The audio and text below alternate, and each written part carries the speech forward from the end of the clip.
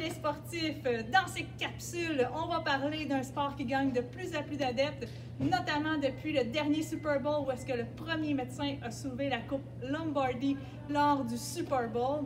Et en plus, c'était un Québécois. On va parler de Laurent Duvernay-Tardif. Wouh! Le premier livre que je vais vous présenter, c'est celui de la collection Raconte-moi, où est-ce qu'on fait la biographie de Laurent Duvernay-Tardif, de sa jeunesse jusqu'à sa carrière pro. On y découvre notamment que Laurent Duvernay-Tardif a toujours été sportif, mais il ne pratiquait pas le football dans son jeune âge. C'est seulement rendu à son adolescence qu'il va participer à une première partie de football. Il va avoir la piqûre, ce qui va l'amener à jouer au sein d'une équipe collégiale, puis il va être recruté par les Redmen de McGill. Il est tellement bon qu'il est même recruté par une équipe de la NFL, ce qui est un fait plutôt rare parce qu'en général, les équipes de la NFL vont plutôt choisir des joueurs américains issus de la NCAA. Même si on a l'impression que c'est un gars qui est parfait, on se rend compte que tout au long de son parcours, il commet quand même quelques bévues, mais qui réussit tout de même à faire son chemin et devenir joueur permanent, joueur partant pour l'équipe des Chiefs de Kansas City.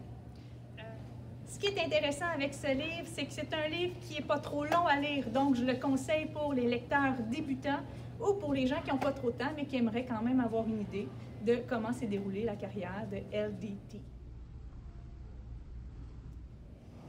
Dans la deuxième biographie que j'ai à vous proposer, on raconte encore une fois l'histoire de Laurent Duvernay-Tardif, de sa jeunesse jusqu'à l'âge adulte, mais en plus, on ajoute plus de détails sur certains matchs importants qu'il a joués, notamment le premier match de sa carrière dans la NFL où il a dû affronter un des meilleurs joueurs de ligne défensive, J.J. Watt.